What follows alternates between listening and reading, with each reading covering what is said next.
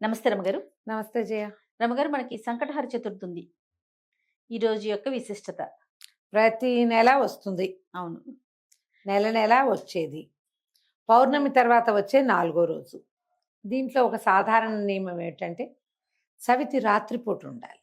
హుహు. పగలు చవితి అయిపోయిందనుకో 4 గంటలకు అయిపోతుంది. ముందు రోజు రాత్రి ఎన్నింటికి వచ్చిందో చూసుకుని రాత్రిపూట చేయాలని చెప్తారు.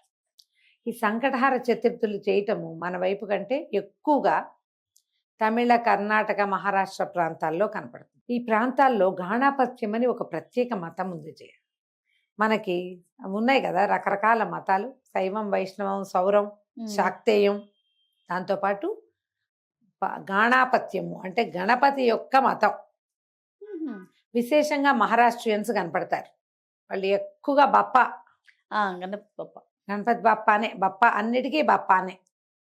మిగిలిన దైవాల కంటే కూడా ఎక్కువగా గాణాపత్యం మనకి మహారాష్ట్రలో కనపడుతుంది. కర్ణాటకలో, తమిళనాడులో కూడా కనిపిస్తుంది. మనం వాళ్ళ వెనకాల వాళ్ళం. మనకు కొంత తక్కువే. మనం విశేషంగా చేసేది ఏంటి? గణపతి నవరాత్రులు, చతుర్థి చేసుకుంటాం. ఏదో చతుర్థి చేసుకోవటమే. 9 రోజులు చేయటం కూడా క్రమంగా మనం ఈ మన స్వతంత్రోద్యమం తర్వాత చేసుకోవడానికి విశేషమైన పండగలు సామూహికంగా చేసుకోవడానికి కావాల్సి వచ్చి అట్లా అట్లా అట్లా అట్లా పెరిగాం. క్రమంగా ఏంటంటే మనం అన్ని రకాల పద్ధతులు కొన్ని నేర్చుకుంటున్నాం కదా, విశేషమైనవి, మంచివి. ఎక్కడితో కాదు, మన కథలో ఉంది ఎలాగూ. అవును. అందుకని ఈ సంకటహార చవితిని చేసుకోవటం ఒక విధానంగా ఇప్పుడు మనకు కనిపిస్తుంది. ఇంతకు ముందు కూడా మనం ఒకసారి చెప్పాం, మళ్ళీ ఇంకొకసారి చెప్పుకుంటున్నాం. ఇదేంటంటే కృష్ణపక్షంలో వచ్చే చవితి. మామూలు చవితి ఎప్పుడు వస్తుంది? భాద్రపద శుక్ల చతుర్థి ఆ! కదా. కానీ ప్రతి నెల వచ్చేటువంటి కృష్ణ చతుర్థి నాడు సంకటాలు తొలగిస్తాడు వినాయకుడు. అసలు చవితి అంటేనే వినాయకుడిది అవును. కదా. నెలలో ఏడాదిలో 24 చవితులు వస్తాయి. అందులో ప్రధానమైన చవితి ఒక్క శుక్ల చవితి. శుక్ల చవితులు వదిలిపెట్టాడు. కృష్ణ చవితులు 12. మనము మా పిల్లలకి చదువు రాకపోయినా, బుద్ధిమాంద్యం ఉన్నా, మాటలు రాకపోయినా, చెప్పుడు మాటలు విని చెడిపోతున్నా, మన మాట అస్సలు వినకపోయినా, ఎందులోకి వెళ్ళాలి, ఏం పని చేయాలి అన్న అవగాహన, తెలివిడి లేకపోయినా గణపతి ఆరాధన చేయవచ్చు. మామూలుగానే మనం ఏదైనా పని మొదలు పెడితే ముందు గణపతినే ప్రార్థిస్తాం. మొదటి ప్రార్థన ఆయనదే కదా. అలాంటివే కాకుండా ఇట్లా మనకి సమస్యలు ఉన్నప్పుడు మనం ఈ పని చేయొచ్చు. సాధారణంగా పిల్లలు మంకుగా ఉన్నారు, మాట వింటలేదు, బాగా చదవట్లా, కాన్సన్ట్రేషన్ లేదు, ఫోకస్ లేదు అనగానే పెద్దవారందరూ ఏం చెప్తారు? దేవాలయానికి తీసుకుపోయి గణపతికి ఓ 11 ప్రదక్షిణాలు చేయించండి, 11 గుంజీలు చేయించండి, అవును. గణపతికి కుడుములు పోయండి, ఉండ్రాళ్ళు పోయమంటారు. అవును. ఇది చెప్పుకుంటాం మనం. ఇది ఎక్కడి నుంచైనా రాని ఈ పద్ధతి. గణపతిని ప్రార్థిస్తే జ్ఞానం పెరుగుతుంది, సూక్ష్మమైన బుద్ధి అలవడుతుంది, ఫోకస్ వస్తుంది. వీటితో పాటు కుటుంబ కష్టాలు ఎలాగున్నాయి, పిల్లల పైకి రాకపోవటం, వాళ్ళు ఎక్కడికి వెళ్ళినా వాళ్ళకి ఏదో ఒక అడ్డంకి వస్తూ ఉండటం. ఇప్పుడు వాళ్ళు ఎవరికైనా మన పిల్లలకి అడ్డంకి వస్తే మనకు వచ్చినట్టే అది. అంతే కదండి. తల్లులు ఎక్కువగా ఇవి చేస్తూ కనపడతారు. హ్మ్. కుటుంబాల్లో చేసుకుంటారు, ఎవరైనా చేసుకోవచ్చు. దీనికి ఆనమాయితీ కావాలి, ఆను కావాలి లేదు, హాయిగా చేసుకోవచ్చు. దీనికి చేసుకోవడానికి పెద్ద పద్ధతి ఉంది, సింపుల్ పద్ధతి ఉంది, ఈజీ పద్ధతి కూడా ఇంకొకటి ఉంది. హుహు. 3 చెప్దాం.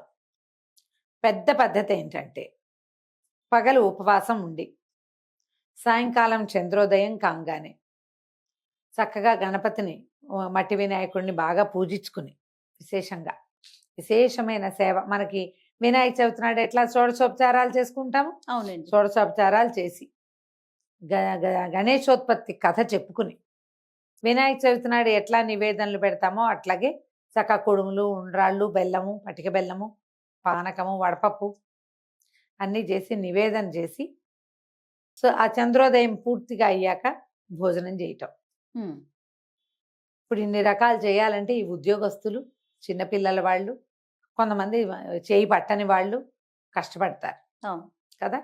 రెండో మెథడ్, పూర్తి ఉపవాసం కాకుండా మధ్యాహ్నం ఏదైనా టిఫిన్ తిని, హుహు. అన్నం తినకుండా హ్మ్. సూర్యాస్తమయం అయ్యాక కనీసం 11 అయినా ఉండ్రాళ్ళు చేసి, అంత పానకము, ఆ మాత్రం పెసరపప్పు నానబెట్టుకుని పానకం తయారు చేసుకోవటం, వడపప్పు చూపిస్తున్నా కదా, అవి స్వామివారి దగ్గర పెట్టి సింపుల్గా గణపతి పూజ చేసుకుని ఈ కుడుములు నివేదన చేసి దండం పెట్టుకుని హారతి ఇచ్చేసి స్వామివారికి భోజనం చేసేయటం. Okay, easy method.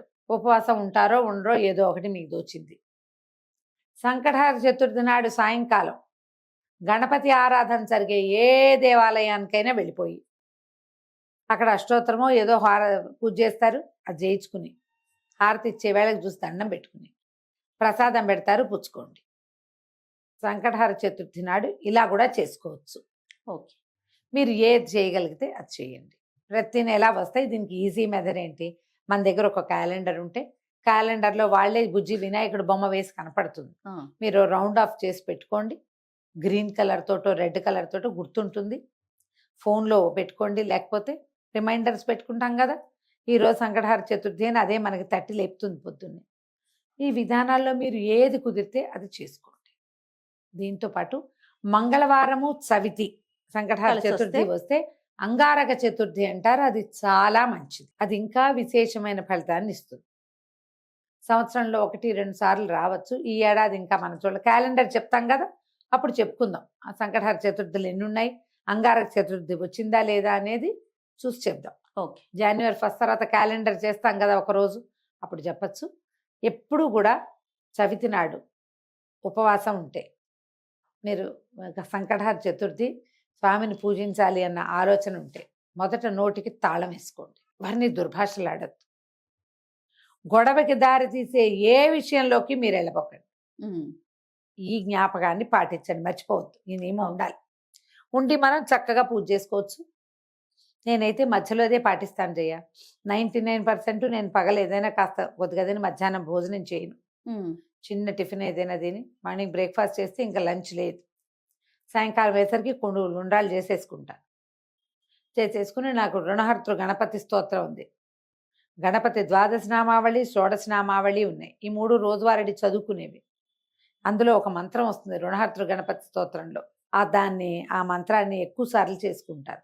దండం పెట్టుకుని స్వామివారికి నివేదన చేసేసి పంచోపచారాలు చేసి గంధం పుష్పం సమర్పయామి చేస్తాను. ఈ నివేదన చేసి హారతి ఇచ్చి ఉండ్రాళ్ళు చక్కగా ఖర్చు పెట్టి వినిమయం చేసి రాత్రికి వంట చేసుకుని భోజనం చేస్తాను. అసలు 3 వంతులు పెద్ద వంట కూడా చేయటం లేదు, కుడుములతోటే గడిపేస్తా కూడా నేను. అవి ఎక్కువే అవుతూ ఉంటాయి కాబట్టి నేనైతే ఇదే పాటిస్తా. అవకాశం కుదిరి ఏదైనా గుడికి వెళ్ళగలిగామంటే మరీ మంచిది. చక్కగా దేవాలయంలో స్వామివారికి హారతి ఇస్తారు, మంగళ నీరాజనాలు ఇస్తారు, అవన్నీ చూడొచ్చు. ప్రసాదం అక్కడ చేస్తారు, స్వామివారి నివేదన చేయబడుతుంది కాబట్టి అది తెచ్చుకుంటే ఇంకా మంచిది. మీకు ఏదైనా సమస్య, బుద్ధికి సంబంధించిన సమస్యలు, అనారోగ్యాలు, మానసిక సమస్యలు ఉన్న వాళ్ళకి తప్పకుండా సంకటహర చతుర్థి పనిచేస్తుంది. మీ అవకాశాన్ని బట్టి ఎలా కుదిరితే అట్లా చేసుకోండి. తప్పకుండా రమ్మగారు. నమస్తే. నమస్తే జీ.